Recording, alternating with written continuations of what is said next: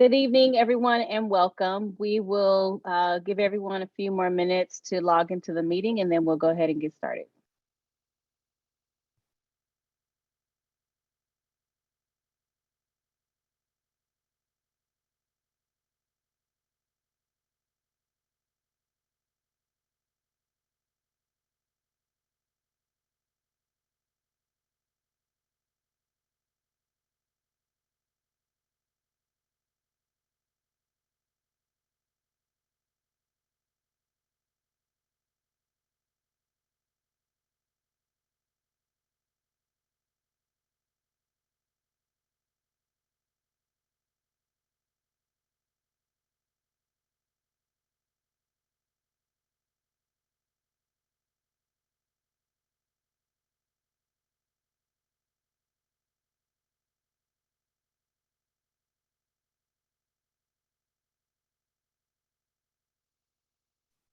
All right, we'll go ahead and get started. Thank you, everyone, for joining us this evening. Hopefully, you'll take away some valuable information from our representative from the Department of Public Health.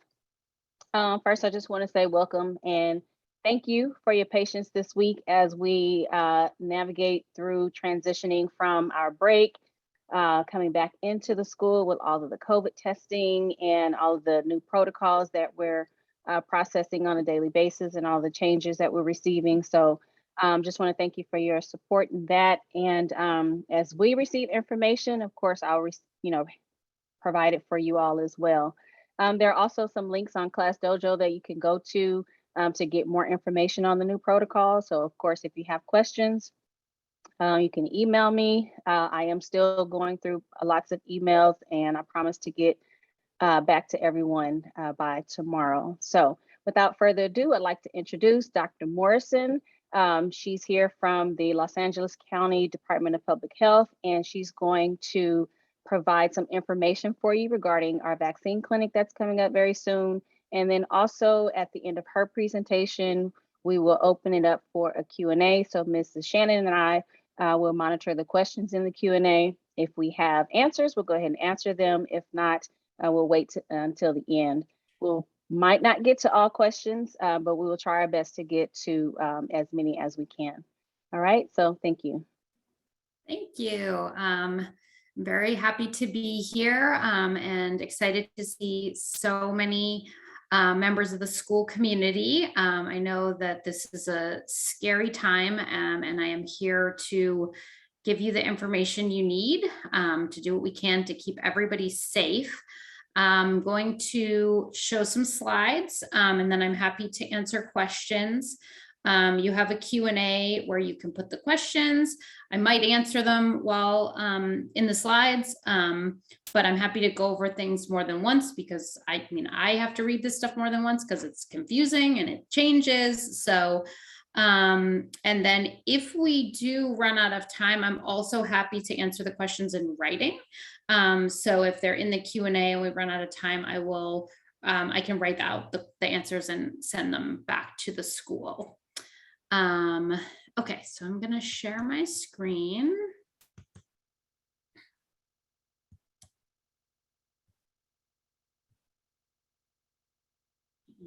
A slideshow.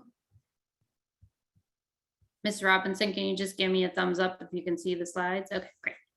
All right, so my name is Dr. Morrison. I work for the Los Angeles County Department of Public Health.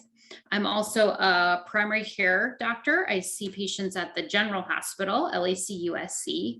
And because we're going to be talking about vaccines for kids, I also like to introduce myself as a mother. I have a 5-year-old and a 9-year-old.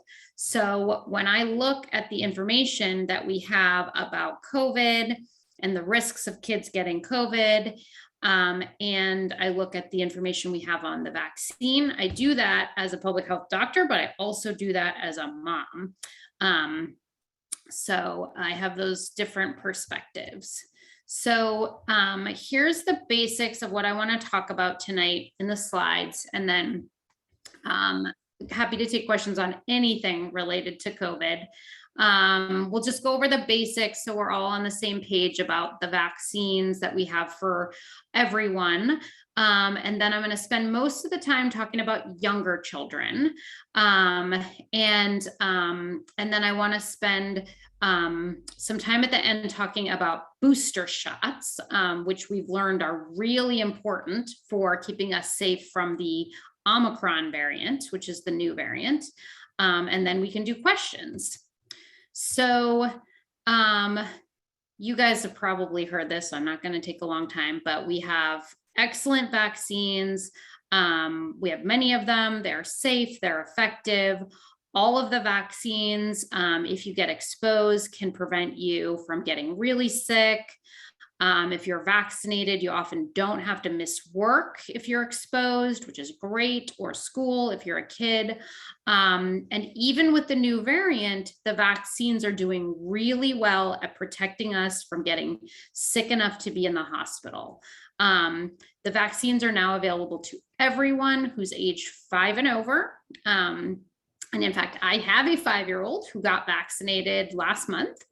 There are lots of different places to get vaccinated. It's awesome that your school is having an event that makes it super easy, especially for the kids. It's even kind of fun. They get to go do something different at school. But there's a lot of other places to get vaccinated as well. And we have lots of vaccine right now in LA. So I'll show you at the end, if you can't make the school event, ways that you can find another place to get vaccinated. So the 3 vaccines you may have heard of. So the first one is made by Pfizer. That's the one that kids can get starting at age 5. That's a vaccine made from mRNA, and it's 2 doses, 21 days apart. There's another mRNA vaccine that's made by Moderna. That one you can only get if you're 18 and over, but it's also 2 doses, 28 days apart. And then there's a Johnson & Johnson vaccine that's just 1 dose, and that's not made with mRNA. That's made with DNA. We also, so the Pfizer and the Moderna vaccines are the ones that we're recommending the most strongly right now for adults, and the Pfizer for kids and for teenagers. It's 2 doses, and then we'll talk about boosters at the end. But we also just heard from the experts that for kids age 5 to 11 who have severe chronic diseases, so basically if their immune systems really don't work, then they should get a 3rd dose. So if you happen to have a kid who has a real serious health problem, then now is the time to talk to the doctor about whether they should get a 3rd shot. It's not for all kids. It's not, if you have asthma or allergies or something like that. It's like for kids who have cancer or who are taking really strong drugs, but it's important to talk to your kid's doctor if you're worried about that. So the first thing I want to talk about is what we've learned since the beginning of pandemic about what is the risk to our kids of getting COVID. Because a lot of parents I talk to about the vaccine say kids don't get COVID. Kids don't get COVID. They don't get really sick. It's not the same. So I don't want to do the vaccine because my kid's never going to get COVID, or if they get COVID, they're not going to get sick. So when we make the decision about the vaccine, we have to think, well, what is the risk of COVID? And especially now, because we have so many cases, we have to be really careful, because I think our kids are likely to get exposed to COVID. So since the beginning of the pandemic, this is up through when the vaccines came out, the United States actually had about 2 million cases of COVID diagnosed in kids between 5 and 11. So it's definitely not true that kids can't get infected with COVID. And in fact, I don't have to tell you guys this because you had testing at your school at the beginning of the week and you found some COVID. So we do know that when there's a lot of COVID in the community, we see it in kids at the same time. So kids are at risk to get infected. And in fact, throughout the United States, we saw more than 8,000 kids who got so sick when they got COVID that they had to stay in the hospital. And so I hear that a lot from parents too, like kids never have to get in the hospital. They never get really sick. So the good news is it's not common. Kids don't often have to go in the hospital, and that's awesome, because it would be so scary if, most kids ended up in the hospital. Most kids don't have to go to the hospital, but in fact, thousands of kids have had to be in the hospital when they got COVID.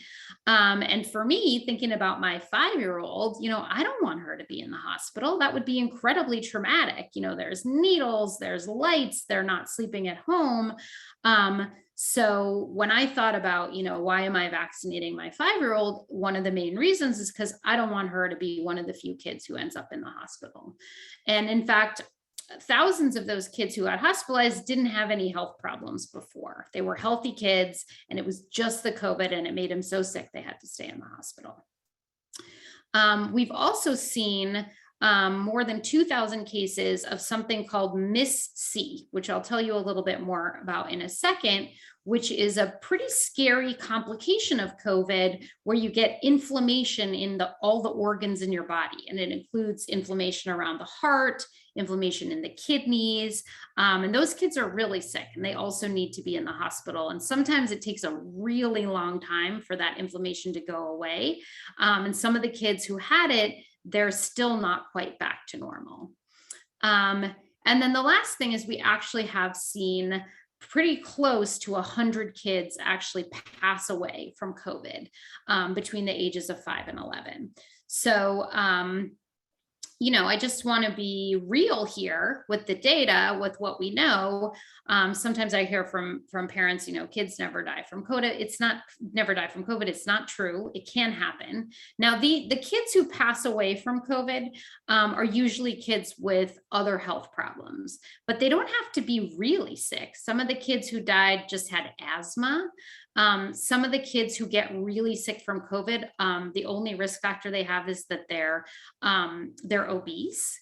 And so those are really common things that a lot of our kids have, and that does put them at risk of actually getting so sick that the COVID might kill them.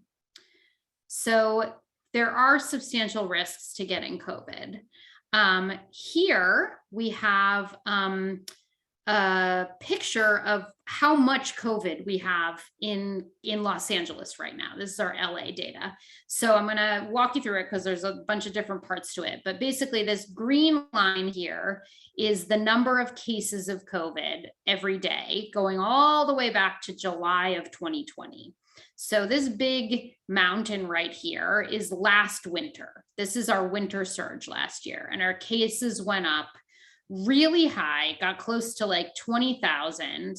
And then they came back down. And then this smaller hump here was when the Delta variant showed up, and we saw another bump in the cases. But then unfortunately, this line right here, this is what was happening a couple of weeks ago. And in fact, this line here, which is the Omicron surge, is up all the way above 20,000 cases a day now. So we're seeing more cases right now than we've ever seen. And so that's the number of cases. Then the orange line here is the number of people who are in the hospital. And the good news is right now, mainly because we have so many people who are vaccinated, we are not seeing as big a bump in the hospitals, the number of people in the hospital, as we're seeing in the number of cases. So we see that you are much less likely to end up in the hospital with COVID if you have gotten your vaccines. So that's really good news. But it does make me nervous about all the kids who haven't been vaccinated yet. Because here you'll see, this is a graph of cases in kids. And right here is the same winter surge mountain we had last year. And right here is the Delta surge that we had at the end of the summer. Whenever the cases go up in the community, they go up in the kids. In fact, last winter, when we had this big mountain of cases in kids, the kids weren't even in school. So, and the schools are amazing. They do so well at keeping our kids safe. And I feel really strongly that the kids need to be in school. My kids were not doing well when they weren't in school. But it's pretty hard to protect your kids completely from exposure when they're in school. So it's really nice to be able to vaccinate them and know that they're protected by the vaccine. And then the last kind of picture like this is just to show you the difference between how many people are getting hospitalized who didn't have the vaccine. That's the dotted line here. So you can see during the summer when we had the Delta wave, the people who didn't have the vaccine, the numbers started going up and up and up. They were in the hospital, and here's that number going up again. This is the Omicron wave. But for people who were vaccinated, it only went up like a teeny little bit.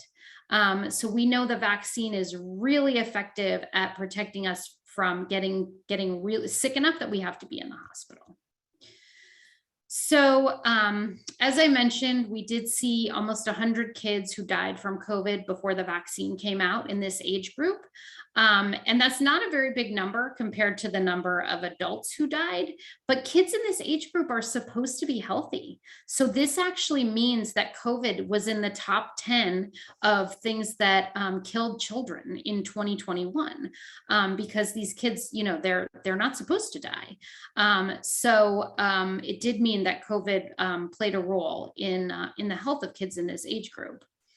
I also want to talk a little bit more about this inflammatory syndrome. So this happens, it's like a couple months after you test positive for COVID. And sometimes the kids who get it didn't even have symptoms from COVID or didn't even have severe symptoms from COVID. And then for some reason, the immune system gets confused and really overreacts. And the kids end up with inflammation in their heart and their kidneys, and they have to be in the hospital. And the most common age group for this complication is between 5 and 11. So you can see that's the tallest bar over here. So this is another reason that I thought, I don't want this to happen to my kids. So I wanted them to get vaccinated so that they were protected from this. And then the last thing is that we also do see some long COVID symptoms in kids. We're not sure, this, we still are learning about the virus. So we know that some adults have these symptoms. It's probably a little bit less common in kids. But one group that we looked at, it was 7 to 8% of kids who'd had COVID were still feeling sick after 3 months. And the symptoms can be things like fatigue, headache, insomnia, trouble concentrating, muscle pain, joint pain, cough that doesn't go away. So things that can really affect a kid's ability to go to school, enjoy their activities, play sports, play with friends. So this is another thing that really comes into play when you think about why you might want to vaccinate your kid. And then just taking a step back, I think everybody in the school community knows we've seen lots of indirect impacts from having so much COVID-19. Lots of effects on kids' mental health, behavioral health. Kids who may have been falling behind in school before are falling more behind because they missed all that school. We actually saw last year that kids were less likely to get physical activity, so we're gaining weight, which can have negative health consequences later. Kids have been less likely to go to the doctor for regular checkups, so they're not getting the other vaccines that keep them safe. Some kids get exposed to trauma because they're not in school and there's not someone to keep an eye on them. And then maybe the worst is that we have hundreds of thousands of kids in the country who've lost their caregivers to COVID. Parents have passed away, grandparents have passed away, other caregivers, and that has a really long-lasting negative effect on our kids.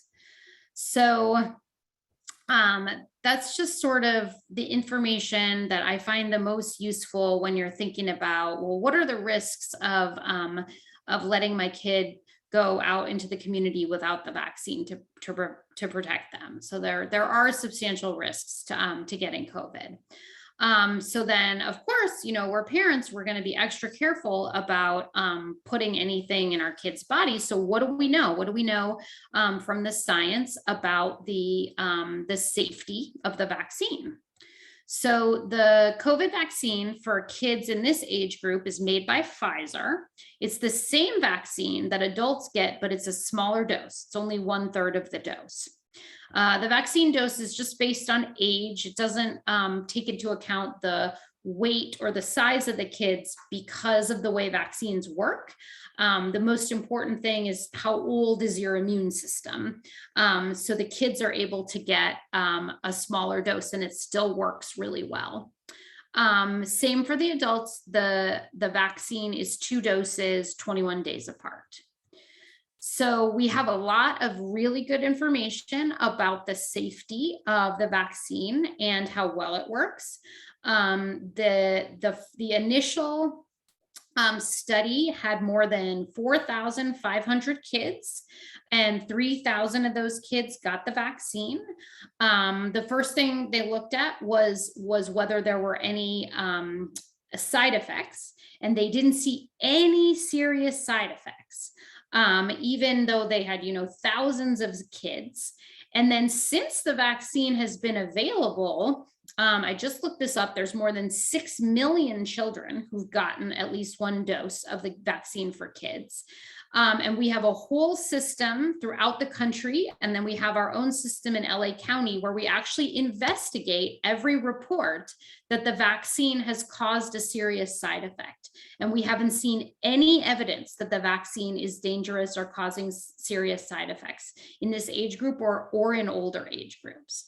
So not only do we have this study, which showed that, with thousands of kids, we didn't have any serious side effects. Now we have evidence that with millions of kids, we don't have serious side effects.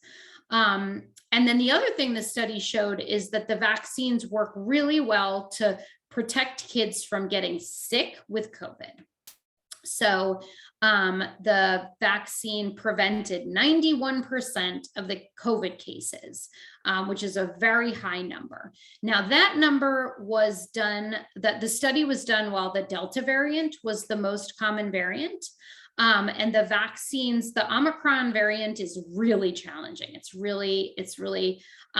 seems like less severe. So it's not causing a severe illness, but it's very contagious. So since we've had the Omicron variant, we're seeing that more kids and adults are getting infected, but the vaccine is still really, really good at preventing people from getting really sick.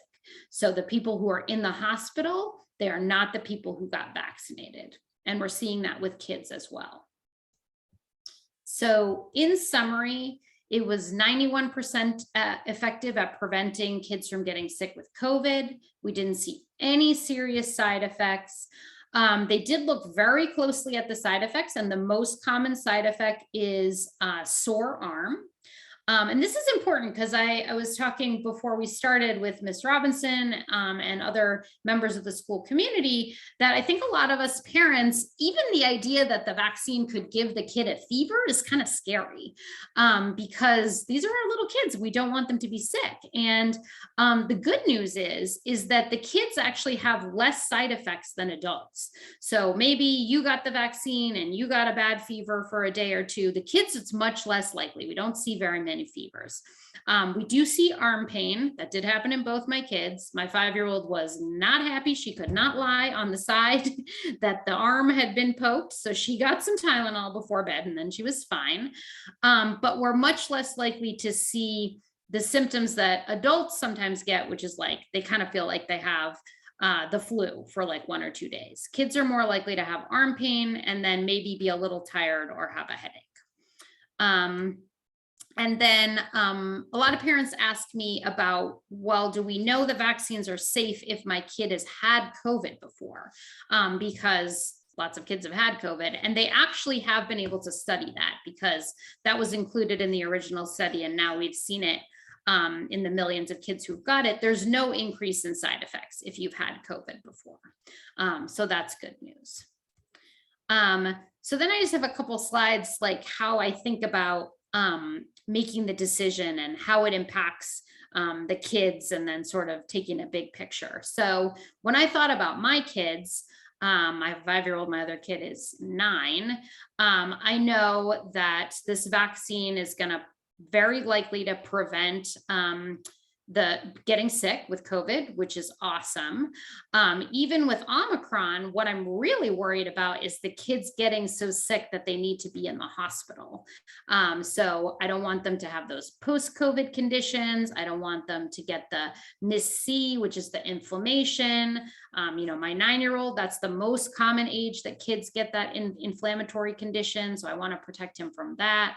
And then in general, I just want them to be able to go to school more often and continue to participate in their activities. And so one of the great things about getting kids and adults vaccinated is that you don't have to stay home if you get exposed. You can keep going to school. That, that's just overall good for their health, their physical health, and their mental health. So there's a lot of benefits for the kids, but obviously kids don't live by themselves. There's also benefits to the family when the kids get vaccinated. So for me, that means that my parents, who spend a lot of time with my kids, because I would not survive if my parents did not help me take care of my kids, that my parents are less likely to get exposed because my kids have been vaccinated. And older people continue to be vulnerable, even if they've gotten vaccinated and they're boosters. And then also if my kids are able to go to school, then I'm able to go to work, which is great. And then finally, there's benefits to the whole community. So, the more kids we get vaccinated at your school, the less likely we are to have to shut down a classroom or delay a field trip, or change the basketball team schedule or whatever it is. So that means a lot to the individuals and to the community as a whole. So I'm going to move on now. Those are my slides about kids, and I'm happy. I know you have a middle school as well, so I'm happy to answer questions about the older kids vaccines too. We have a lot. There's like 15 million older, 15 million 12 and up who've gotten the Pfizer vaccines. We have a lot of evidence that that's very safe and effective. But because Omicron is causing such a big surge right now, I really wanted to talk a little bit about boosters as well. So boosters are, we have learned, the best defense we have against Omicron. We can see that it's just very contagious. So people can catch it even if they've had 2 vaccines, and if they're at all vulnerable, they can get kind of sick with it if they're due for their booster and they haven't had it yet. But people who get the booster are very well protected and very, very unlikely to end up in the hospital. So we are really trying to talk to everybody to make sure that you got all your questions answered about the booster. We know there's a lot of people out there who are eligible for the booster and haven't gotten it yet. So if that's you, then I would like to know, what are your questions? How can I make you feel better about the decision to get the booster? The booster the booster instructions from the health department have been so confusing, right? It was like in the beginning, like you don't get it and you do get it and you don't get it and then you get it first. And so I don't blame you if you don't have it. Like it's been confusing. So, but now I want to make sure you get your questions answered, because now with Omicron, it's really important. Now the boosters are recommended, strongly recommended, and available for everyone 12 and up. So even the younger teenagers who got vaccinated in the past are eligible for the boosters, and we are strongly recommending it because it makes it such a big difference from the new variant Omicron. So the timeline is a little different depending on which vaccine you got first. So if you got Pfizer for your first 2 shots, then we recommend you get the booster 5 months after the second shot. If you got Moderna, it's 6 months after the second shot. And if you got the J&J, then you only got 1 shot and you should get your booster 2 months later.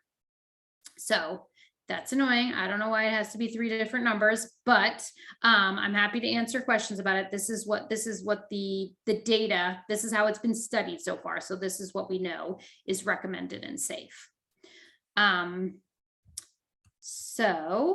then I just wanted to briefly show you, if the school vaccine event is not super convenient, then there's lots of other places to get vaccinated. You can go to vaccinatelacounty.com and it'll give you options of other county clinics and pharmacies. My kids got their first shot at the hospital where I work, and their second shot at Vaughn's, because that was the easiest and they were excited about getting the snacks that they could get once they got the vaccine. So there's lots of places to get vaccinated. There's lots of experience with giving the vaccine and can be done safely. And if you happen to know someone who does not like that website and can't figure it out, then please call us. We have a whole team of people at this number, and I'll make sure Ms. Robinson gets the slides so you guys can have this, and someone will help you find a place. They'll make you an appointment, or they'll find you a walk-up if you don't want to use the website. So that is all the slides I want to show. So let me take a look in the Q&A and I'll just make my way through the questions. So someone is saying, what are some side effects that the vaccine has on kids? So that's a great question. So the most common side effect is sore arm. And it can be sore for like a whole day. And that's actually a good sign. It means that the immune system is doing its job. And it's building up the protection that our body needs, which makes the muscle a little bit swollen and it's sore. Kids also can complain that they feel a little tired the next day. And the other common side effect was headache. It's totally okay to give kids Tylenol, and they'll often feel better. Kids, like I mentioned, are much less likely to complain of fever or chills from the vaccine. That's more common in adults. Okay. We have an opinion.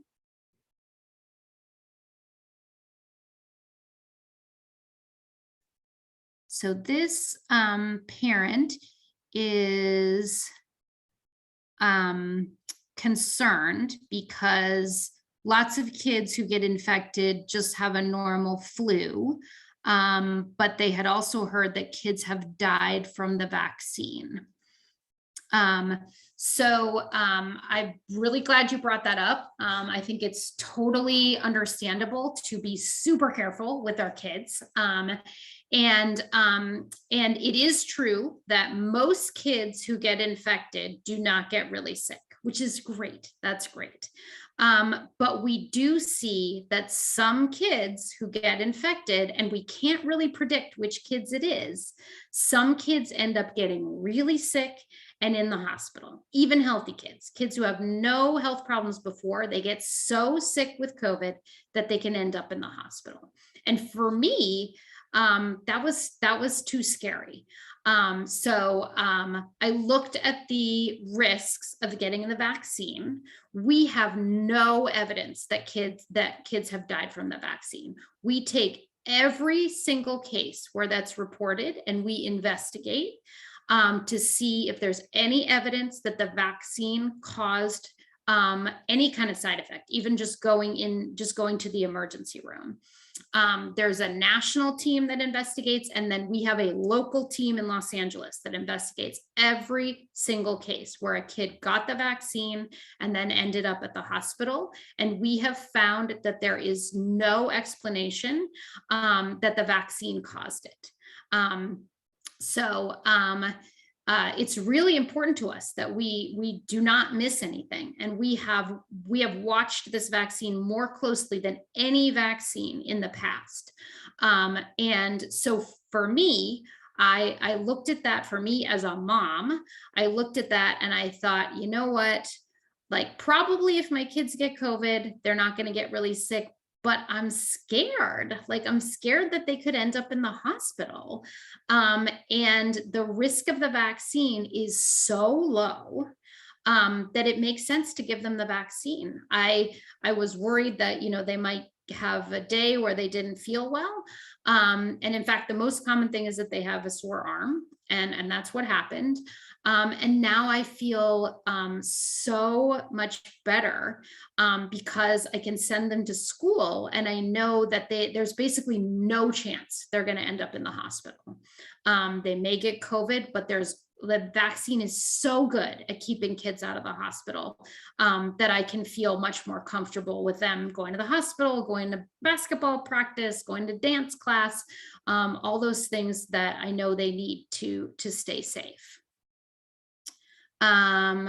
Oops, sorry, I moved things too fast. Okay.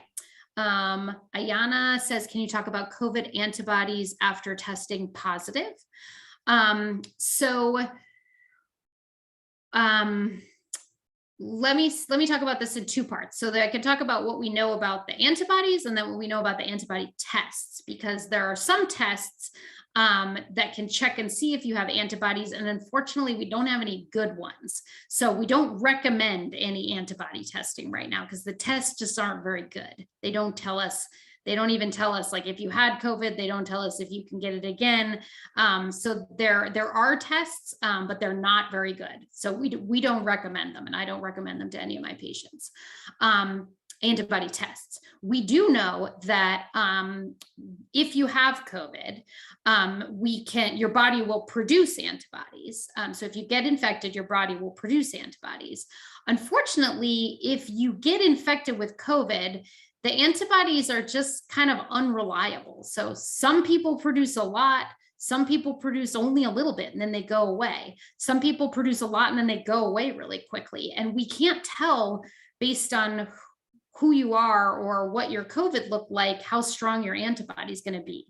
But if you get the vaccine, then we can see that the first two shots give you really good antibodies for about 6 months. And then once you get the booster, you get really good antibodies again. So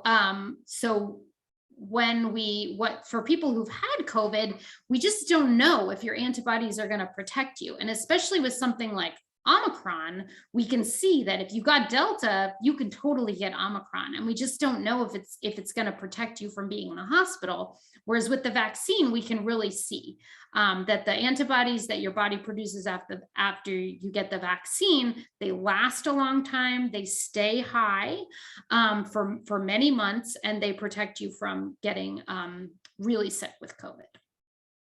And Ayana, just jump back in if that wasn't the right answer. Or I mean, not the right answer, if that wasn't exactly the question you were asking. Okay, so Kristen says, My daughter received her first dose and then started having fatigue and headache 3 days later. This lasted 1 day. She got a stuffy nose and her food tasted funny. She tested positive for COVID 2 days after that. She had been home without visitors, and the only place she went was to get the vaccine. Yeah, Kristen, this is actually happening a lot right now because there is so much COVID in the community and the Omicron is so contagious. The vaccine cannot give you COVID, and it cannot cause you to have a positive test from COVID. It can't cause you to have a positive rapid test, and it can't cause you to have a positive PCR test. The vaccine just doesn't work that way. The only test that might turn positive is the blood test, which I said we don't even use. So, however, if you get the vaccine and you've only had 1 dose, or you just got it, you can still catch COVID. So this happened last winter too, when the vaccines were first coming out.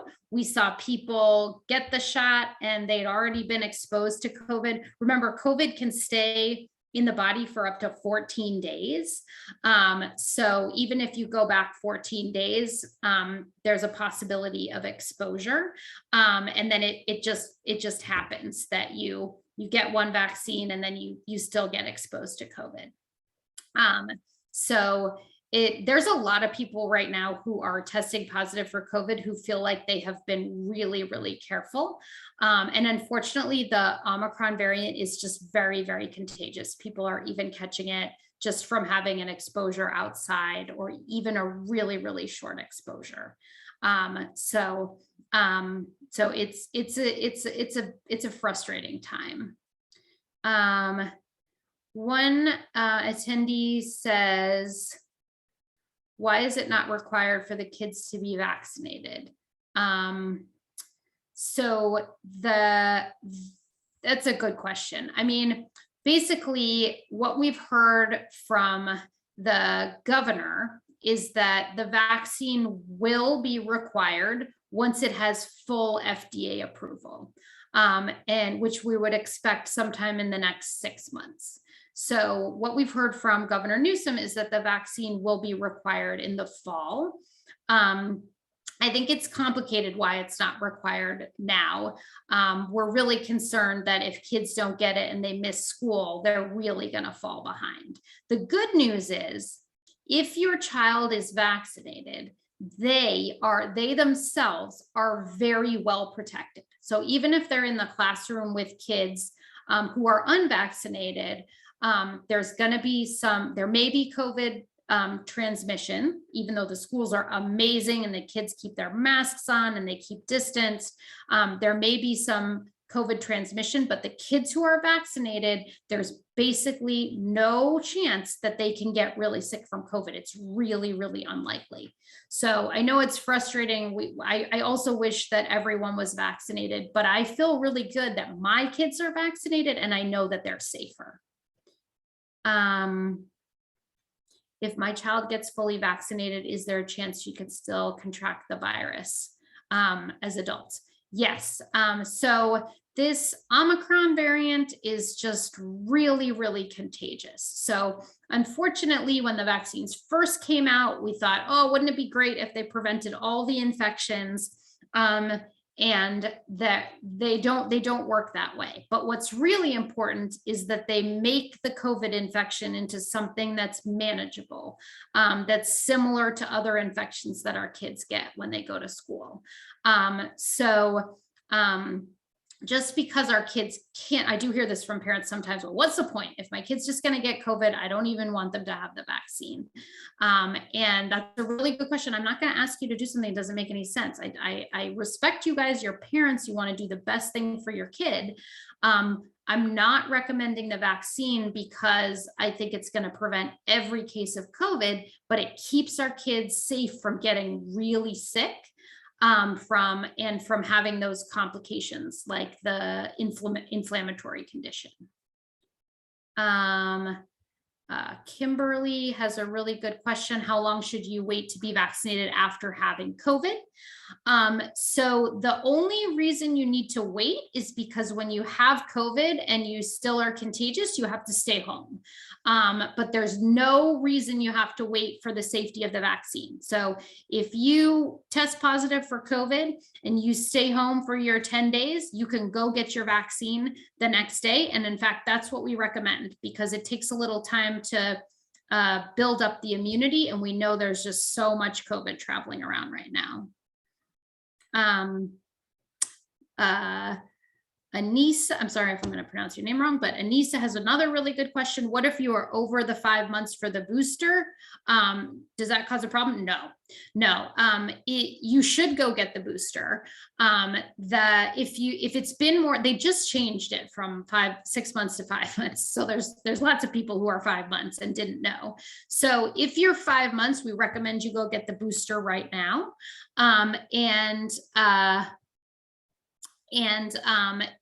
It doesn't matter if you've waited longer. It just means that you're at higher risk for getting sick with COVID right now.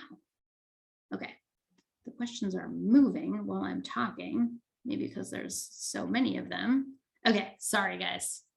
I think the next question is from Dwayne. Can kids 12 get the booster? Yes, that's new. That just got reviewed by the experts this week. And they looked at, there's a lot of data from other countries, like Israel has given everybody like 4 shots already. So they were able to look at all the teenagers who got it and they didn't see any serious side effects. So now the booster is recommended for kids who are 12 and over, as long as it's been 5 months since they got their second dose. Next question, how soon should we get our kids vaccinated? I think right now is a really good time to get them vaccinated. I know they're already back in school. And I had talked earlier with Mr. Robinson that there's some concern that the kids might, have a side effect from the vaccine that lasted like a day and they would have to miss school. That's still a better trade-off than getting COVID, because if you get COVID, you may be sick for quite a long time. And no matter what, you have to stay out of school for several days. So there's just so much COVID around right now. We are encouraging people to go out and get vaccinated as soon as they can.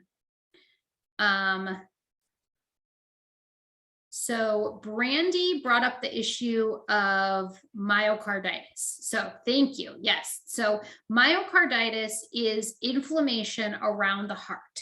And we see myocarditis as a side effect from the vaccine, usually in older kids. And we also see it as a side effect from getting COVID. So it's been a little bit scary for some parents. But it is very, very rare. We see maybe, I think it's like 10 out of 100,000 older teenagers who get vaccinated. We've seen myocarditis from the vaccine. The cases of myocarditis, we've seen them with the vaccine, usually don't last very long. And the kids have been getting better very quickly and being able to get back to their normal level of activity. In contrast, we do see cases of heart inflammation from getting COVID.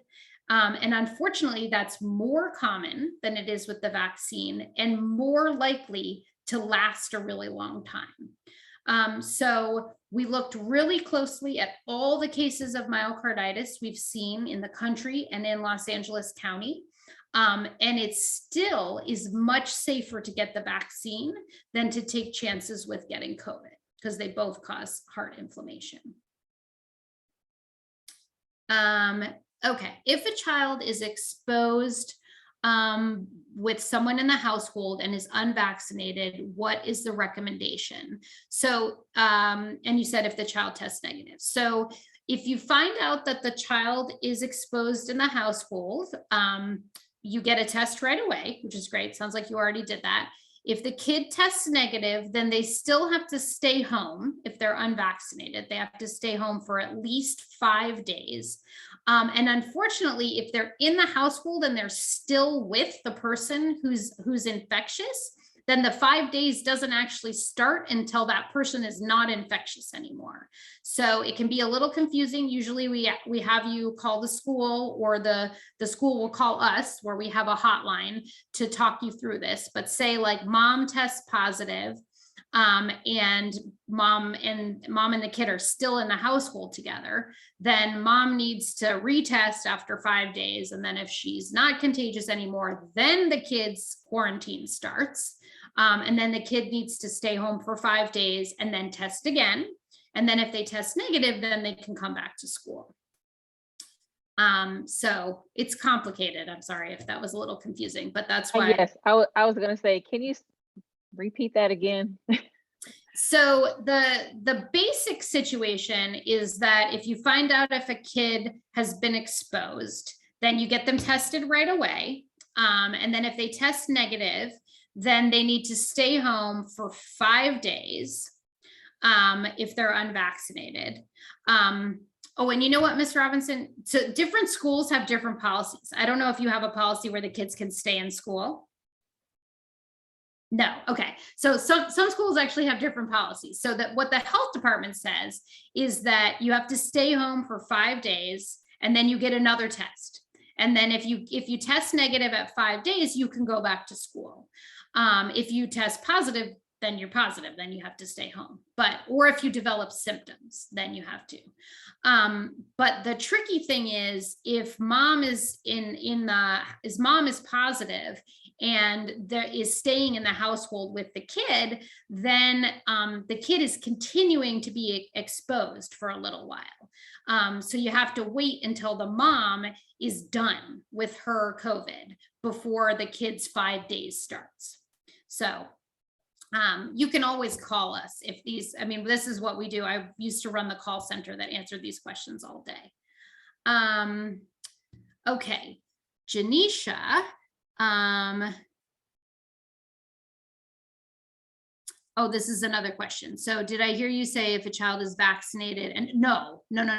If a child is vaccinated and gets exposed, they can continue to go to school. If they test positive, they have to stay home. So we never let people who test positive go to school. You have to, if you test positive, you have to stay home for at least 5 days, and then you have to get another test. And if you test negative, you can come back. If you test positive again, then you have to stay home for a whole 10 days. So sorry, let me clarify that.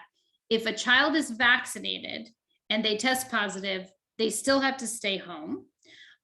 They're much less likely to get sick and have to go to the hospital. And they're actually more likely to get better faster, because people with the vaccine get better faster. If a child is exposed, like if someone in their class tests positive and they're vaccinated, then they don't have to stay home. If a child is vaccinated, will they need to test weekly? That is a school decision. So I don't know, Ms. Robinson, what you guys are doing. Yes, we are testing twice a week now, on Mondays and Thursdays, even if they're vaccinated or not, and that's staff and students. Okay. So Elizabeth asks, how long does the booster last? So we don't know yet. We are hopeful that the COVID vaccine is going to end up being similar. We have a lot of vaccines where you need 3 shots and then you don't need any more. Like the hepatitis vaccines, you need 3 shots. It doesn't work if you just have 2 shots. You need 3 shots, but then you don't need another one. So we're hopeful that the COVID vaccine, we're going to get 3 shots and we're not going to need another one, but we don't know because it's a new virus.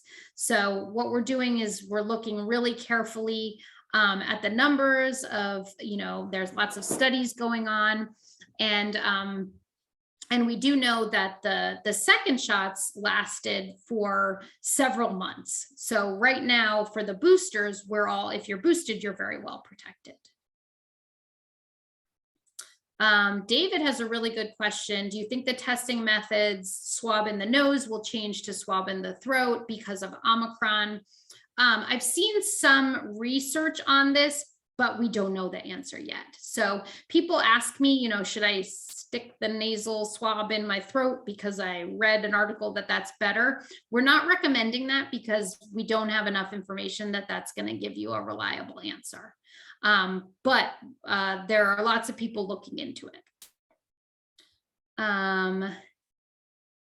So Monica says, what are your suggestions for those that have a rapid negative but a positive PCR?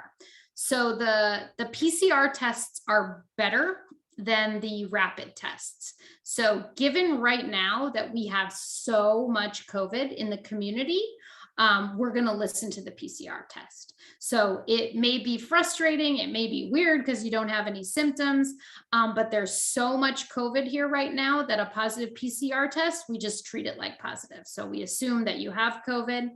If you never have any symptoms, then you just need to do another rapid test on day 5, and then you are done. Christine says, will her first dose work since she tested positive?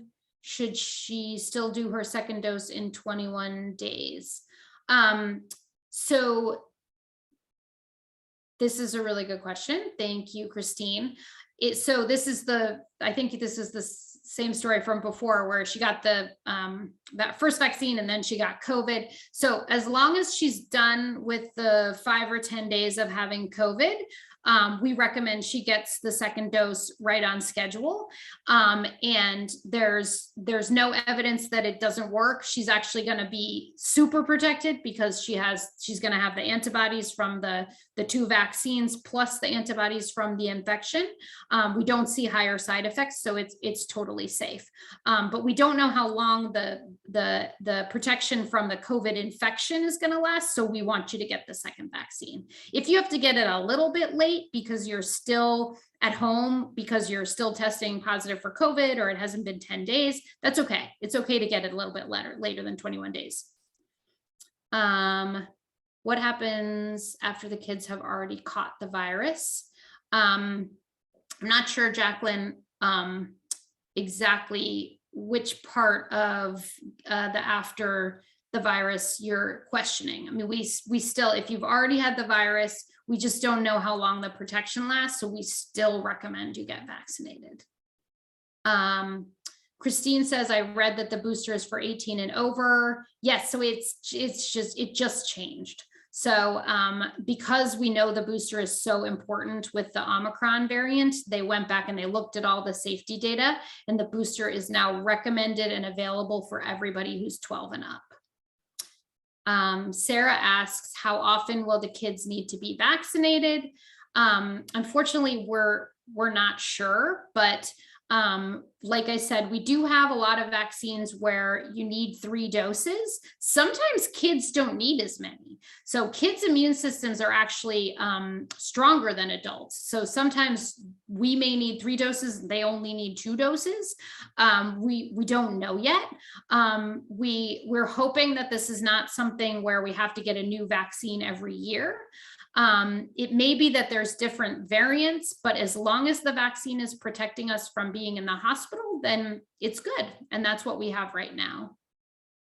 Has there been any major reports of false negatives for the Omicron variant? No.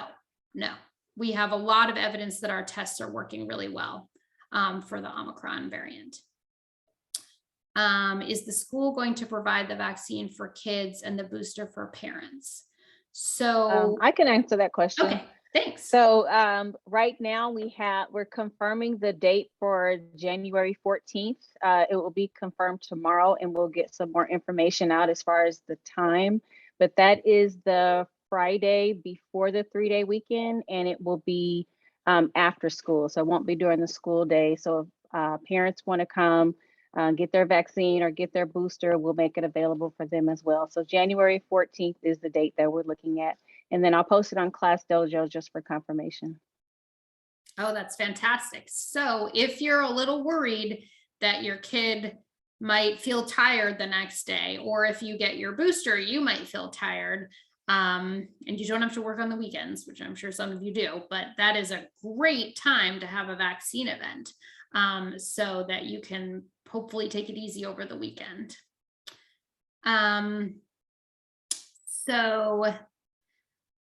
How long following symptom expression and positive tests should the vaccine be given to children? So if a kid has symptoms and tests positive, then they need to stay home for at least 5 days. If they can get a negative test on the 5th day, if they can get a negative rapid test on the 5th day, then they're done.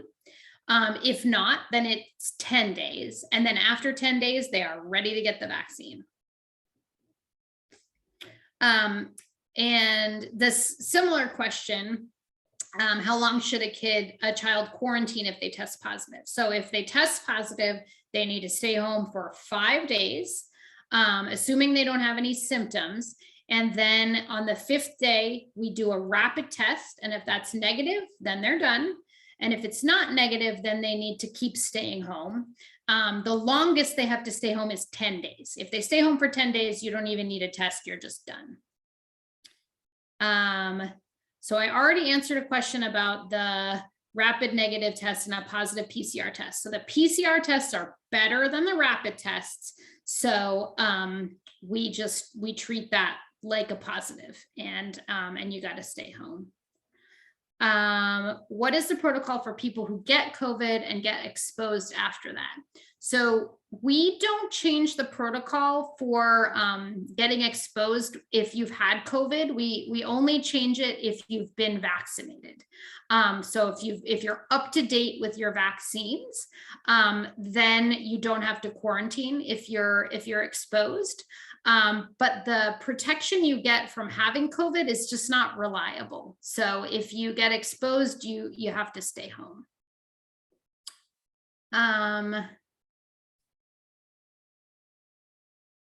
I feel like I'm getting the same questions and I can't tell if I'm going up and down in the question. I'm aware of a case where the antigen and the PCR were performed on the same day. Yeah, so the antigen test, it just doesn't work as well. So if you have a mild COVID infection, it's quite common the antigen test will be negative and the PCR will be positive, but you still have COVID. The PCR tests are really, really good. So Roxanne says she took a COVID test that had influenza. Oops. That is something new. Yes. So some clinics are testing. It's usually if you have symptoms, they'll test you for COVID and influenza A and influenza B at the same time because they cause the same kind of symptoms. And we are seeing influenza cases right now at the same time. And then she says, I've also taken the booster. Can you explain what the booster is for?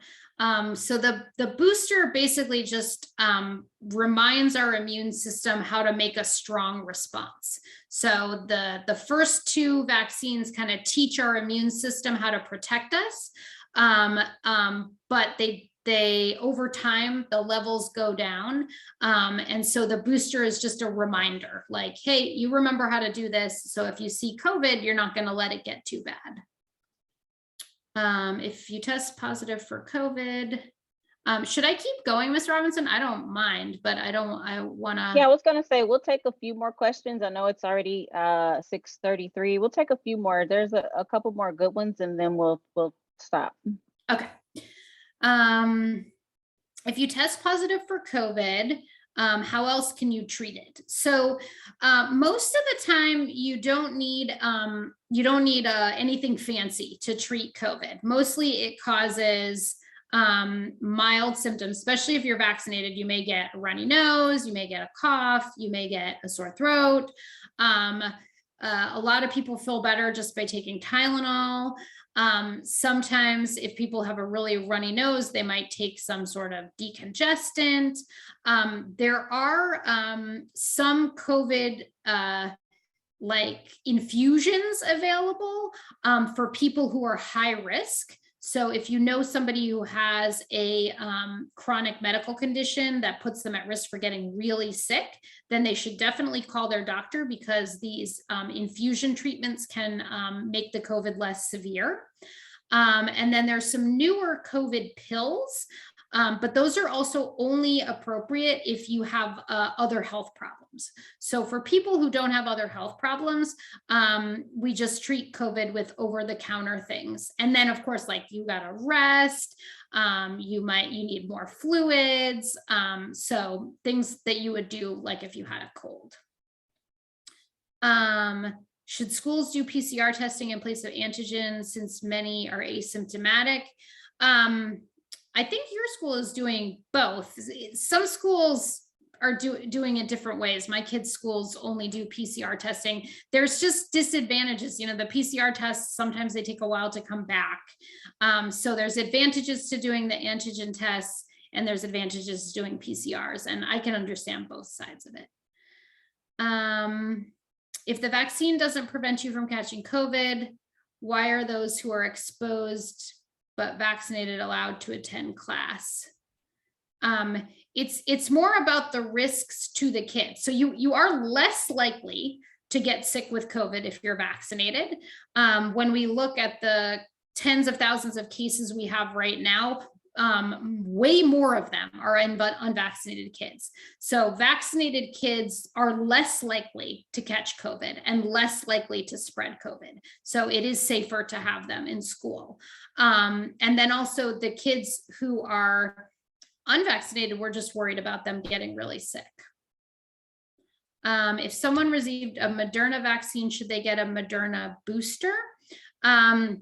You actually have a choice in getting your booster. Right now, we're recommending either Pfizer or Moderna, but they're both very similar. So I just tell people to get the booster that's easiest to get. Like, if you go to the school event and they have the Pfizer, get the Pfizer. There's not a big difference. They all work really well. Oh, here's a really good question. I'm a breastfeeding mom, so I have not taken the vaccine. The vaccine is not dangerous for breastfeeding. It's actually a great way to get the baby antibodies. So we strongly recommend that breastfeeding women get the vaccine.